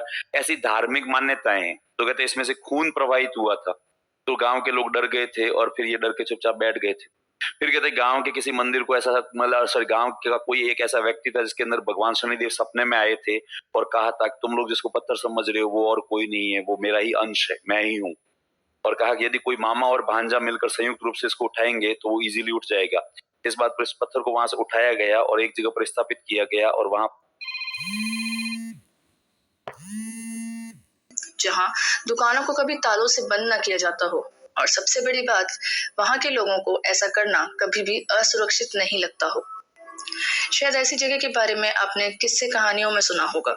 आपको यह जानकर हैरानी होगी कि भारत के महाराष्ट्र राज्य में शनि शिंगणापुर नाम की एक ऐसी जगह है जहाँ के सभी लोग अपने घरों और दुकानों को कभी तालों से बंद नहीं करते। और सबके आश्चर्य की बात यह है कि इस जगह में आज तक एक भी चोरी नहीं हुई है। इसके पीछे वहाँ के लोगों की एक धार्मिक आस्था जुड़ी है।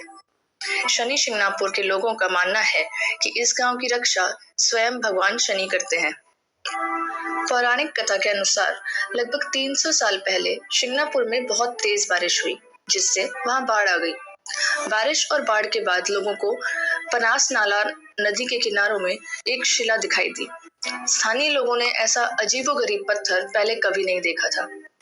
जब एक आदमी ने उस शिला पर जैसे ही कोई नुकीली चीज मारी, उस पत्थर से खून बहने लगा। वह यह सब देखकर डर गया और गांव वापस आ गया।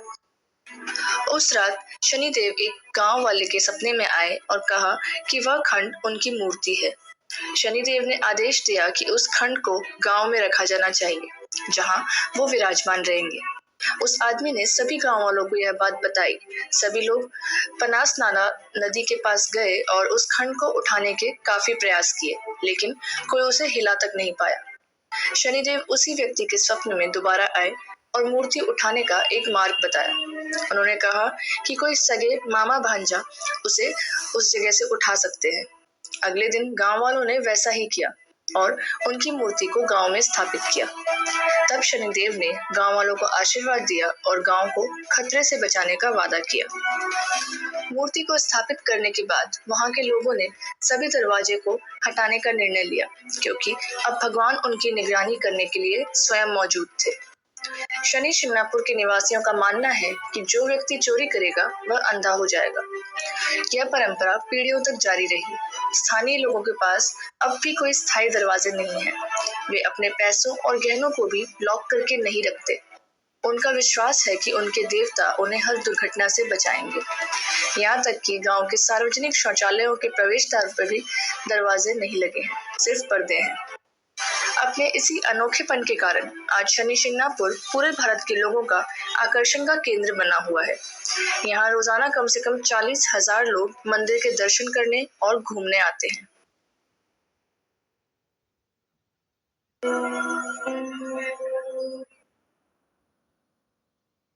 देखो आगे नेक्स्ट। देखिए भागभद्र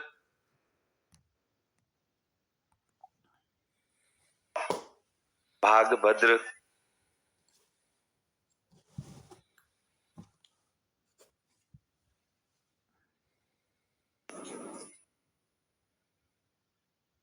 भागभद्र देखिए इस वंश का नौवां शासक, the ninth ruler of this dynasty,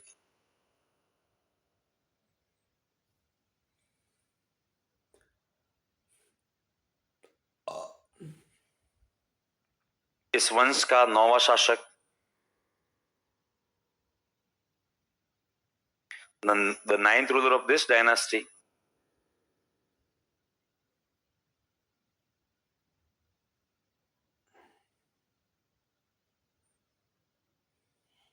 ninth ruler of this dynasty. देखिए इसके दरबार में यूनानी दूत हेलियोडोरस आया था। An Indo Greek ambassador Heliodorus visited the court of Bhagabhadra. Bhagabhadra के दरबार में यूनानी दूत हेलियोडोरस आया था। An Indo Greek ambassador Heliodorus visited his court.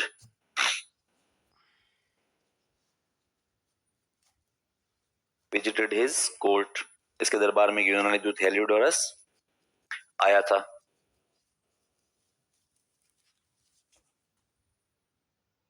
देखिए हेलियोडोरस ने भागवत धर्म स्वीकार कर लिया।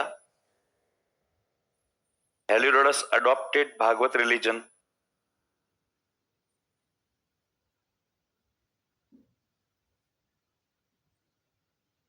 हेलियोडोरस ने भागवत धर्म स्वीकार कर लिया एवं विदिशा के बेस नगर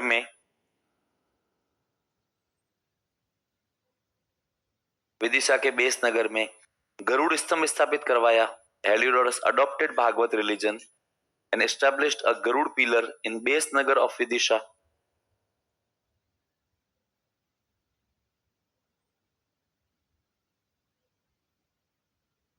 एवं विदिशा के बेस नगर में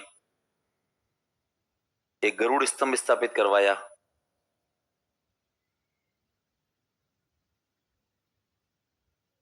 बेस नगर में एक गरुड़ स्तंभ स्थापित करवाया।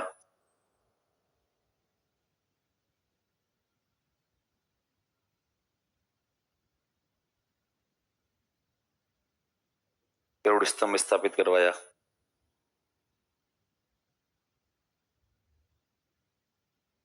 ये गरुड़ पिलर है, ये जो विदिशा के जस्ट पास में है, जहां पर एक जगह है जिसका नाम क्या है, बेस नगर। ये बेस नगर यहां पड़ता है और यहां के अंदर इसने गरुड़ स्तंभ स्थापित करवाया है। ये गरुड़ स्तंभ अशोक के स्तंभों से अलग है। अशोक के स्तंभ पूरे यहां से लेकर यहां तक सपाट है, उसके ऊपर कोई काम नहीं है, जबकि इसके अंदर कार्य किए हुए हैं। इसमें यहां से लेकर यहां तक का स्ट्रक्चर अलग है, फिर थोड़ा सा ऑर्नामेंटेशन है, फिर यहां से ये वापस अलग टाइप का सा बनाया हुआ है, फिर उसके ऊपर वापस ये ऑर्नामेंटेशन है, फिर यहां पर एक कमल दिखाया गया है जो कि सीधा कमल है, फिर एक बिल्कुल सपाट स्तंभ है, और फिर यहां से वापस अवांगमुखी कमल है। क्या है यहाँ पे वापस? अवांगमुखी कमल। इन्वर्टेड लोटस है। इसका जो एक्चुअली फलक है वो बहुत छोटा सा बनाया हुआ है, और फलक के ऊपर ये जो मूर्ति थी वो किसकी थी? गरुड़ की। वर्तमान में है नहीं, उड़ गया कहीं। उड़ गया मतलब टूट के गिर गया। टूट गया है, गिर गया। फिर लिखे देवभूति।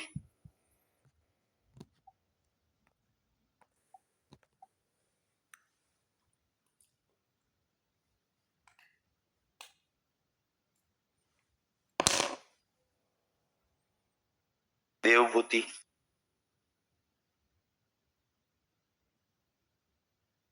देखिए, इस वंश का अंतिम शासक, the last ruler of this dynasty,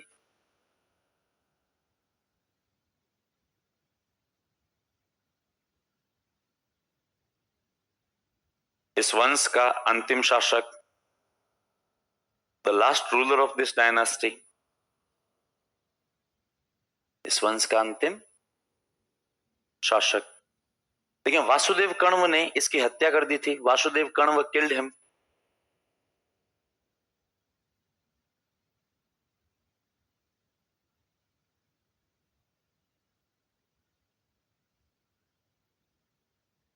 Vasudev Kanva ने इसकी हत्या कर दी थी। Vasudev Kanva killed him. देखिए, शुंग वंश की विशेषताएं, characteristics of Shunga dynasty.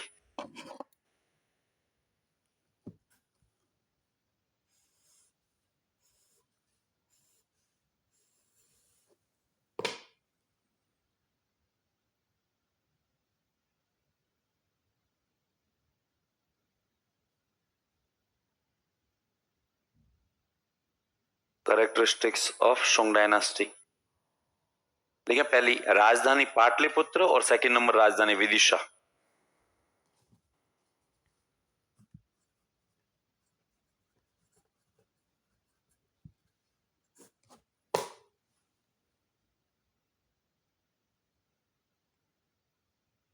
Pataliputra और सेकंड नंबर है वो है विदिशा। वो कौन सी है? विदिशा। ठीक है, इस वंश ने या शुंग वंश ने ब्राह्मण धर्म को संरक्षण दिया था। शुंग डायनास्टी पैट्रोनाइज्ड द ब्राह्मण religion.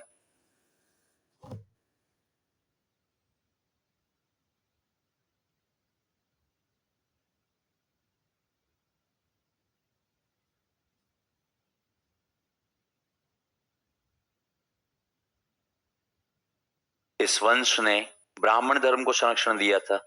Shunga dynasty patronised the ब्राह्मण रिलीजन।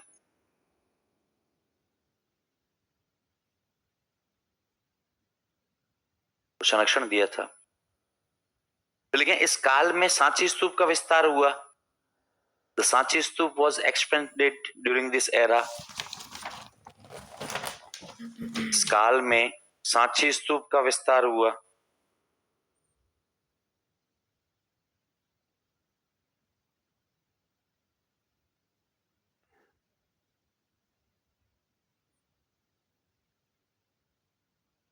इस काल में सांची स्तूप का विस्तार हुआ। सांची स्तूप का विस्तार किसने किया था? अग्निमित्र शुंग ने। ये इसकी तीन विशेषताएं। बस ये हो गया। उसके बाद लिखे अगला वंश। अगला वंश तो स्टार्ट होते ही खत्म हो जाएगा। देखिए कण्व वंश, 3 विशेषताएं, बस ये हो गया। उसके बाद लिखे अगला वंश।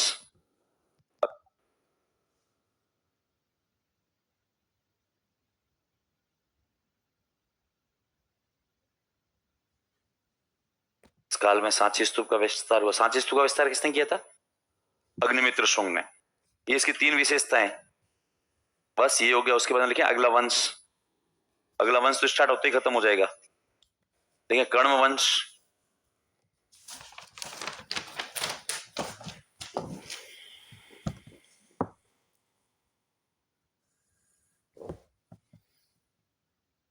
कण्व वंश,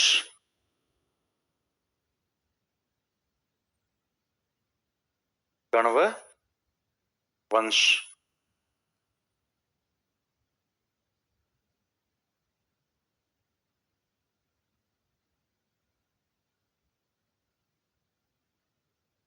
कण्व वंश के बारे में लिखे वासुदेव कण्व संस्थापक,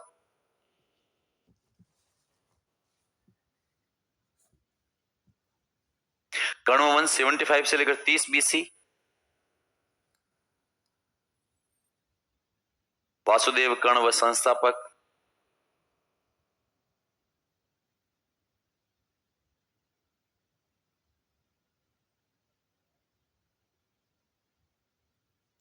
वासुदेव कण्व संस्थापक। और लिखे शू शर्मा या शू शर्मन,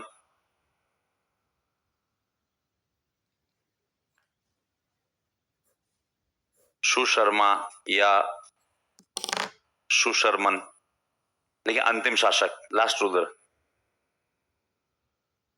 और खत्म। कण्वंश क्या हो गया? खत्म।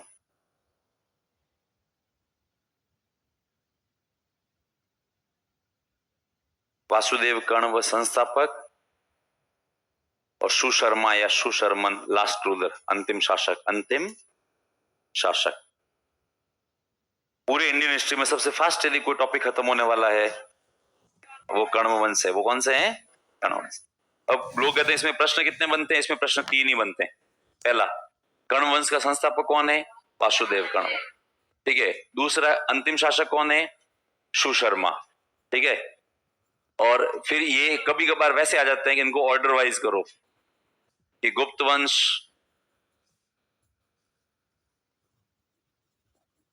मौर्य वंश, पुष्यभूति वंश और शुंग वंश। तब अपने को पता होना चाहिए सबसे पहले मौर्य है, फिर शुंग है, फिर गुप्त है और फिर कौन सा है? पुष्यभूति। पुष्यभूति एक्चुअली हर्ष वाला वंश है। और शुंग वंश। तब अपने को पता होना चाहिए सबसे पहले मौर्य है, फिर शुंग है,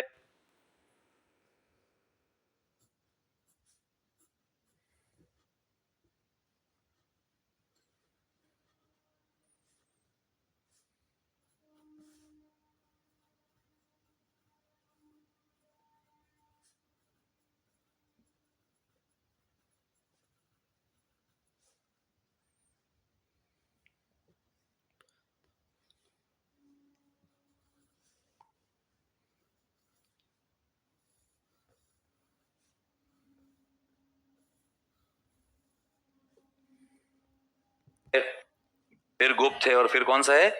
पुष्यभूति। पुष्यभूति एक्चुअली हर्ष वाला वंश है। अपन बाद में पढ़ेंगे इनके बारे में। तब इसमें सीक्वेंस में जरूरत होनी चाहिए, पता होना चाहिए। शुंग के जस्ट बाद में आने वाले कौन है? कण्व है।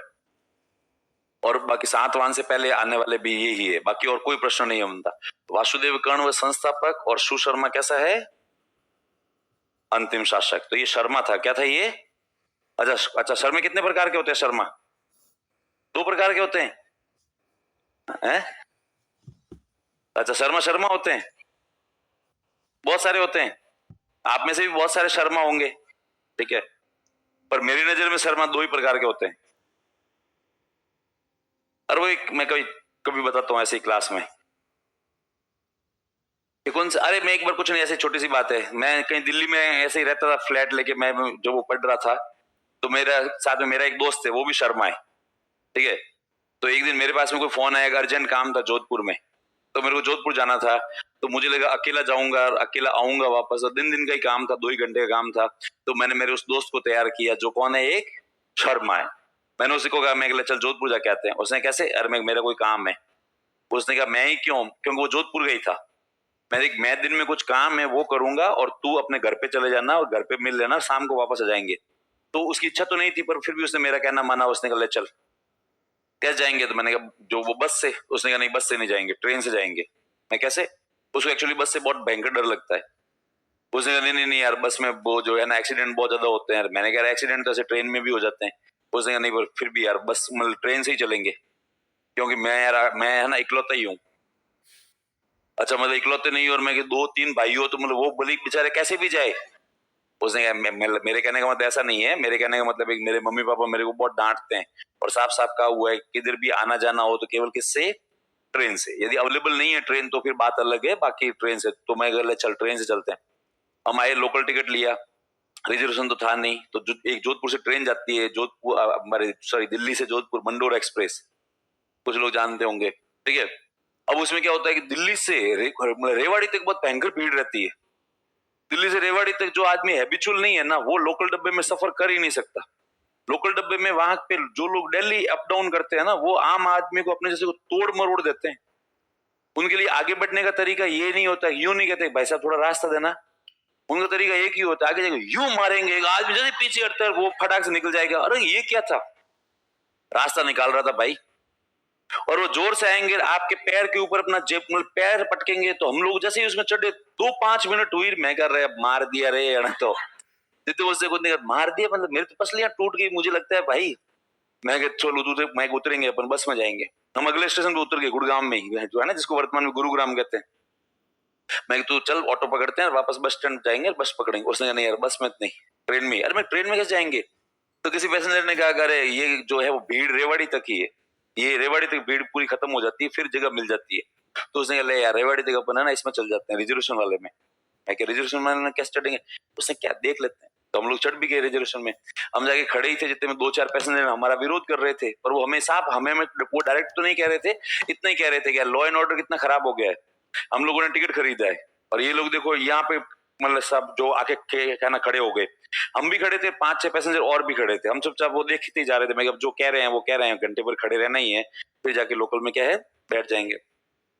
जितने में मैंने एकदम से देखा सामने से टीटी आ रहा था। मैं कर्म, मैं अरे टीटी आ गया। अब मेरे दोस्त ने कहा अब क्या होगा। मैं क्या होगा क्या, या तो ये फाइन करेगा, पर जनरली फाइन नहीं करते, उतार देते हैं। उतारेगा। उसने कहा यार गड़बड़ी है। तो मैं कोई नहीं, अपनी मैं इग्नोर कर, जब पास में आएंगे तब देखा जाएगा। जितने मुझे टीटी की तरफ देखा और मेरी तरफ देख देख देख टीटी, अरे मैं देख लिया कब का। उसने ऐसे नहीं, टीटी का नाम देख, नाम। तो मैंने मुड़ कर टीटी की तरफ देखा तो नाम प्लेट लगी हुई थी, तो वो शर्मा। टीटी कौन थे, शर्मा। और मेरा दोस्त भी कौन है, शर्मा। उसने कहा ले, और उसके चेहरे पे एक भयंकर स्माइल आई और खुश हो गया बहुत ज्यादा। मैं क्या हो गया। उसने कहा टीटी शर्मा है यार।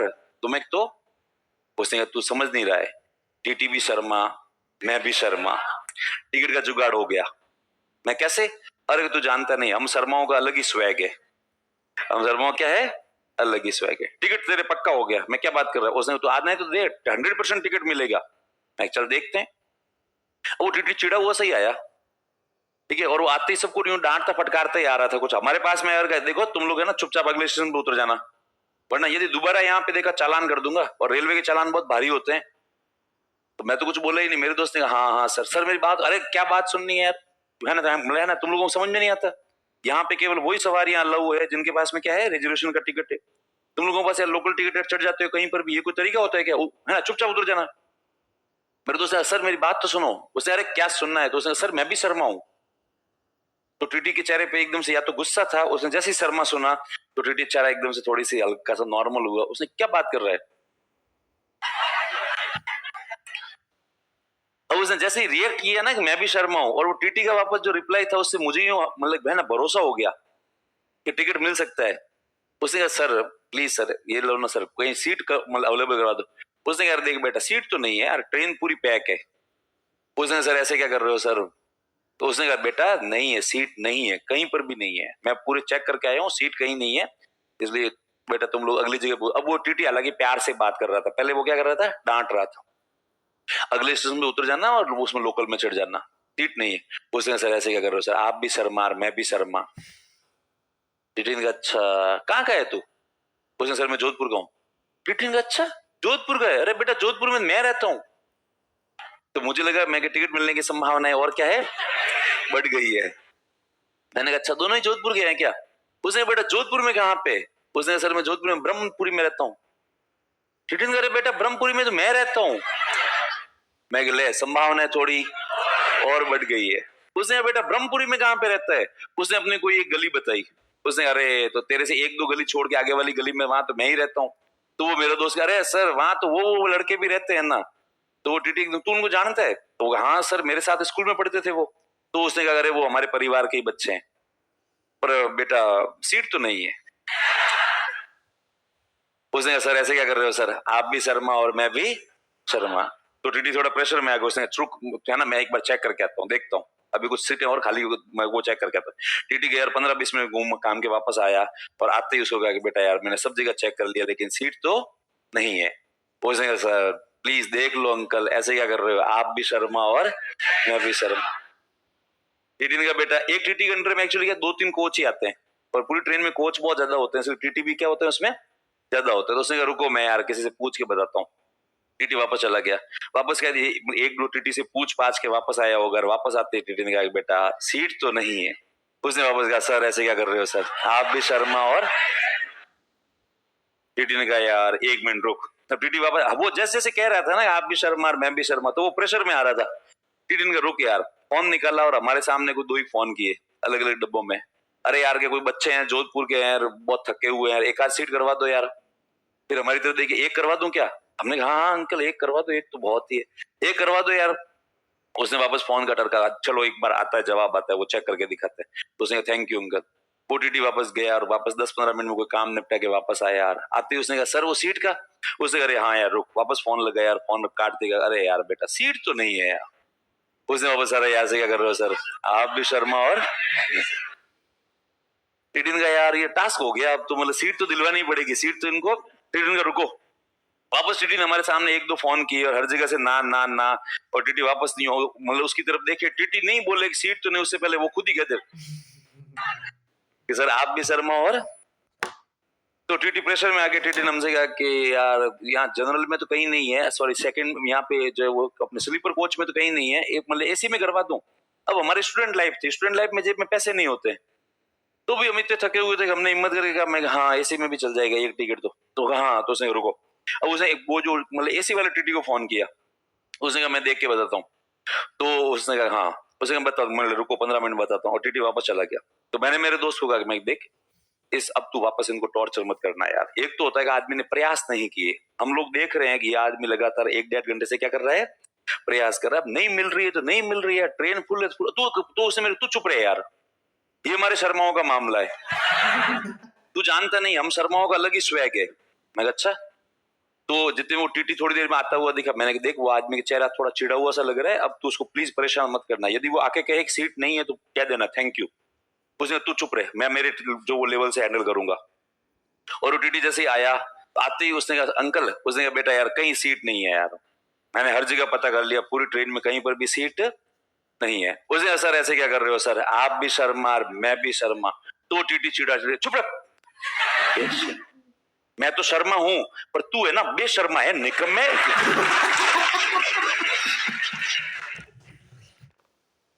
तू है ना शर्मा नहीं है, तू शर्माओं के नाम पे क्या है, बेशर्मा है। जब से मिला है तब से एक ही बात बोले जा रहे हैं, आप भी शर्मा मैं भी शर्मा आप भी शर्मा। चुपचाप उधर जाना। और वो टीटी ने जिस तरीके से कहा कि चुप, मैं तो शर्मा हूं पर तू क्या है बेशर्मा, तो मुझे भयंकर हंसी आई। मेरे को हंसी आई जो आई, आस पास में 5-6 लोग बैठे थे वो भी जोर जोर से हंसने लगे। उसका मूड खराब हो गया, वो मेरी तरफ घूर के देखे और के दांत क्या निकाल रहा है। अरे मैं सॉरी। उसने सॉरी क्या है, क्यों हंस रहा है? मैं कोई नहीं रे, मैं तो वो शर्माओं का स्वैग देख रहा था। तू ही कह रहा था शर्माओं का स्वैग, तो मेरा वो दोस्त है उसका नाम क्या है बेशर्मा, जबकि ये वाला शर्मा था, ये कैसा था सुशर्मा। आगे लिखें,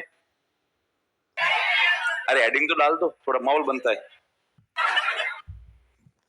लेकिन सातवाहन वंश,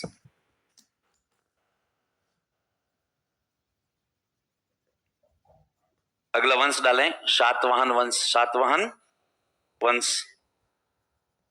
सातवाहन डायनास्टी, क्या हो गया?